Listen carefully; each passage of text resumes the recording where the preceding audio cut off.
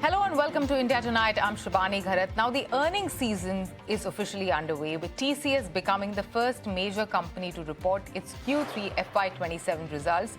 The IT giant delivered numbers that were largely in line with expectations. Revenue rose 2.2% quarter-on-quarter to 72,275 crore, while net profit declined 2.7% sequentially to 13,349 crore. EBIT also fell 3.1%, with margins narrowing to 23.96%. My colleague Sajid joins us from the TCS office with a detailed breakdown of the numbers. That's right. The numbers are pretty much in line. Just to take you through some of the numbers which we have received, the top line on a rupee term is up nearly 2.2% on a quarter-to-quarter basis. It was anticipated to be up nearly 1.8, 1.9%. So it's pretty much in line, which is the top line which is coming in there.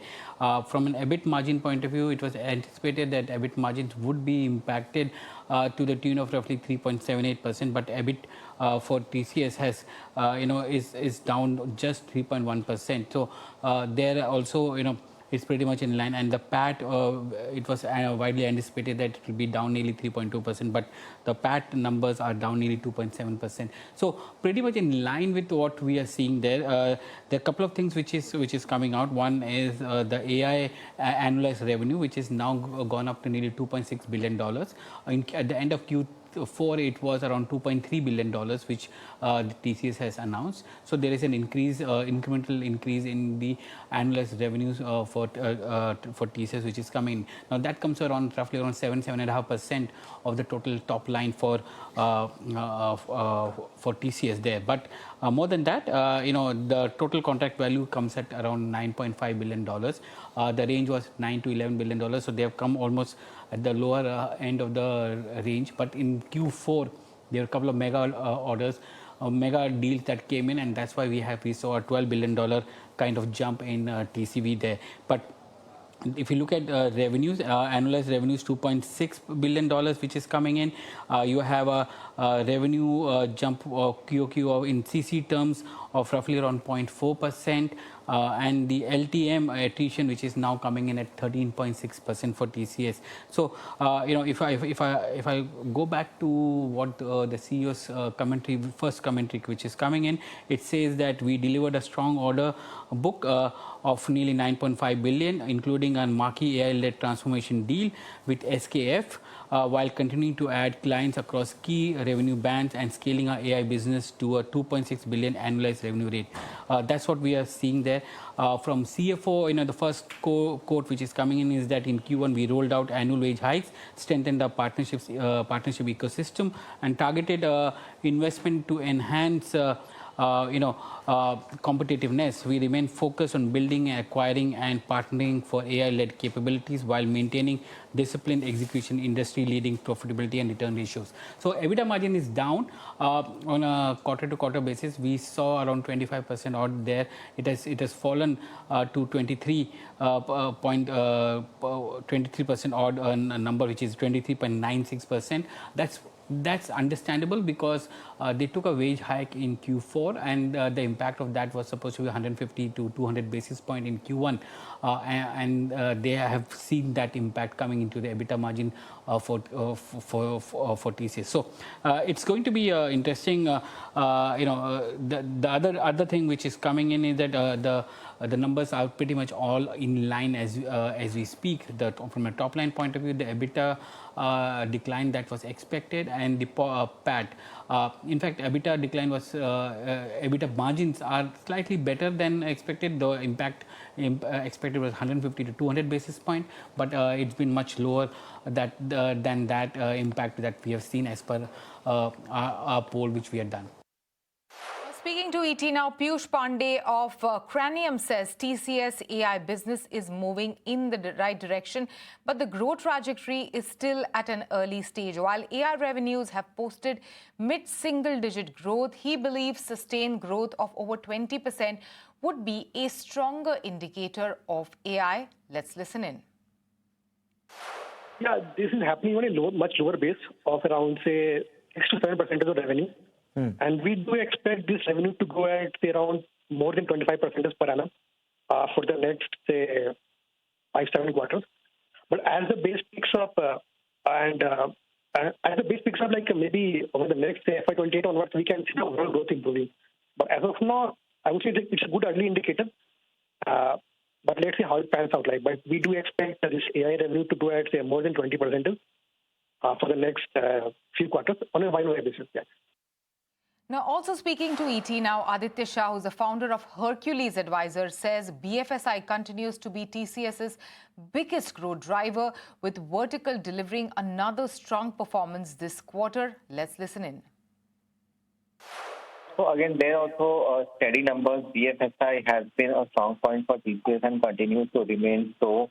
AI-related, I just got the number for the AI-related growth, and that growth also continues to be really very good quarter on quarter. The AI revenue is up about 13.6%, which seems to be good. The TCV is at about $9.5 billion, which also seems to be fairly good.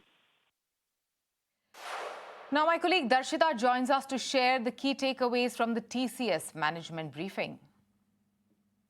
Right. TCS reported an inline set of Q1 FY27 numbers, and the revenue came in at about $7.62 billion, which is remaining flat sequentially. But if we look at the rupee terms, the revenue came in at 72,275 crore, which was up 2.2% sequentially. If we look at the EBIT margins, they came in largely at 23.96%, which was down 132 basis points sequentially. And now moving forward to PAT, which was also broadly in line with the expectations. On the operational front, the company reported 0.4% constant currency growth and a healthy TCV of $9.5 billion, indicating a strong deal pipeline. At the same time, the annualized AI revenue run rate increased to $2.6 billion, which was up 13.6% QOQ as compared to the last quarter. And during the con call, the management acknowledged that the macro uncertainties continue but remained optimistic as the demand in the BFSI segment stays healthy and the client mining remains strong. Now, the company expects that the demand is to be improved from Q2 FY27 onwards, while the discretionary spending on the AI transformation, data modernization projects is gradually picking up. Moving on to AI, which is continuing to be a key highlight for the company, with management stating that agentic AI has now moved into the production stage, delivering about 10 to 15% of productivity gains across the engagements. TCS has also announced a strategic partnership with Anthropic, Mistral AI, and ServiceNow, along with $800 million mega deal with SKF, strengthening its AI-led transformation pipeline. So yes, overall, to sum it up, while the near-term revenue growth remained muted, the strong deal wins, improving AI monetization, and a positive demand outlook from the Q2 suggest that the growth recovery story remains intact. Right, Darshita, thank you so much for that. Now, US indices have witnessed slight advances despite renewed US-Iran tensions and a jump in oil prices. The tech-heavy Nasdaq advanced 0.6%, while the S&P 500 was 0.3% higher. The Dow Jones Industrial Average traded around the flat line. Nasdaq Composite rose with semiconductor stocks outperforming. Now, the latest U.S. jobless claims data signals that the labor market remains resilient. Initial jobless claims came in at 215,000 for the week ending July 4th, below estimates of 217,000 and down from 228,000 in the same week last year. Continuing claims held steady at 1.814 million, matching, in fact, expectations. This can be linked to the fading of seasonal distortions seen in late May and June, mainly around school holidays, when non-teaching staff in some U.S. states become eligible for unemployment benefits. The data reinforces expectations that U.S. labor market remains stable, with layoffs staying near historical low levels. Now, in an exclusive interview with Times Network's Zaka Jacob, Union Petroleum Minister Hardeep Singh Puri has dismissed reports on efficiency of E20 fuel. Listen in to an excerpt of that conversation. In the year 2014, when the Honorable Prime Minister assumed this thing, it was very clear, even then as it was for 10 years earlier, it was clear to his predecessors also, that India needed to go down the road of biofuel blending for several reasons. for transitioning to cleaner, environmentally sustainable fuels, for helping our agri-economy, for removing your dependence, not lessening, I can't say you can't remove, of course, lessening it on imports, and a variety of reasons. When we did 10% blending and when we did 20% blending, Zaka, we've saved 1,90,000 crores on foreign exchange. Now, you said in the preambular part of your introduction, you said we should discuss ethanol and the Hormuz crisis. Let me take the liberty of taking the Hormuz back into ethanol. If we did not have ethanol blending, do you know how much more crude we would have had to buy? My very efficient research team has given me, we would have had to buy 309.98 lakh metric tons more crude. If it were not for ethanol. If it were not for ethanol. In haste, I have drawn up for you a statement. I won't take airtime, but I'm going to make it available on how many occasions we have announced a transition. In 2014, when the national biofuel blending was only 1.5%, the Honorable Prime Minister announced that we will have a 10% blending target by November 2022. We managed to do it. Why did you do the 20% earlier? Because targets are invariably set based on your past experience, because we could devise an ecosystem and we could implement that ecosystem and retain our target and have a faster rollout. But it's not done overnight. Why the controversy on 5th June? Zaka, we have been with E10 since November of 2022. We have been with E15 for the last 3.5 years, and we have been with E20 at least for the last 2 years. Well, technically 19%, but I would even become, stickler for the exact figure. From April 2022, we have been, April 2026, we have been at 20%. Kahan April, kahan 5th June. Chup the, koi nahi the. Hua kya that on 5th June when we said E85, somebody got startled. Tell me, you referred earlier about, one of the things is about the choice to the Indian consumer. What stops you from giving that choice? I'm giving the choice. Go beyond 20. Who wants to go back? I've never understood anybody wanting to go back on something. Look, one thing is very clear. Your engines are improving. Engines can take better. And when you talk about all the attendant problems, Suzuki Motors says that they have serviced something like 1.5 crore vehicles, and not one of them has suffered any damage on account of wear and tear. Yeah. So choice means what? Choice can mean greater efficiency. It can mean more sustainability, etc. So we are willing to give the choice, but we are willing to give the choice which is not inferior, which is superior. Now it is time for us to take a very short break. You don't go anywhere. We'll be right back on India Tonight.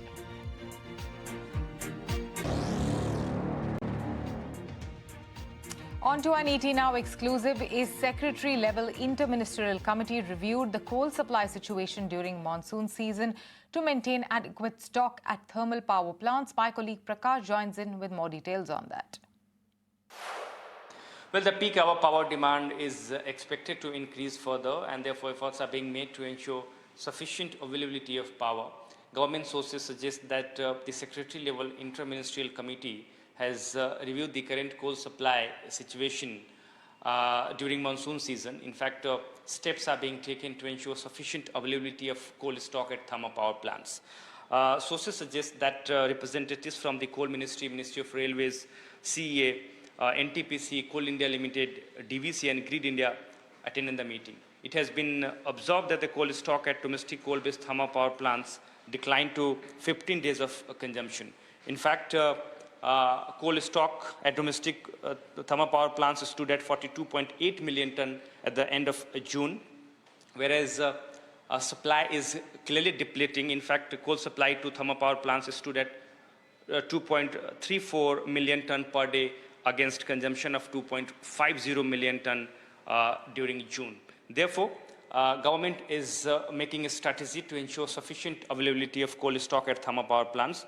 It has been observed that 25 thermal power plants were in the critical category in terms of coal stock as of June 24.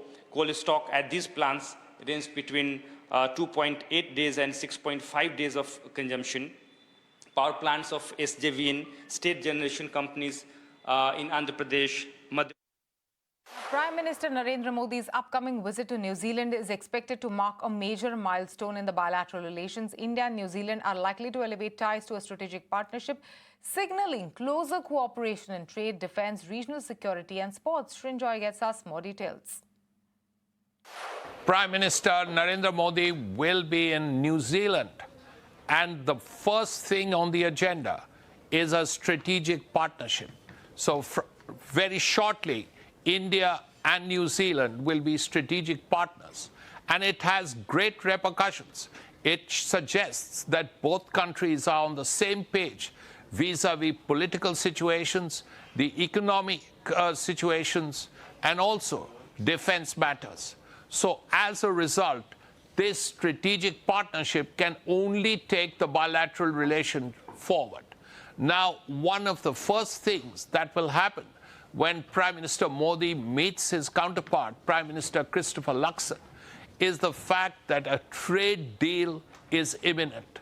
And this trade deal is going to be important for India because New Zealand, though it has a small population of roughly 5 million people or less, is a high-income country. The per capita income in New Zealand is about $50,000 plus. And that makes New Zealand a fairly substantial market for pharma, for IT services, for old Indian exports like tea and coffee and spices, and also machinery.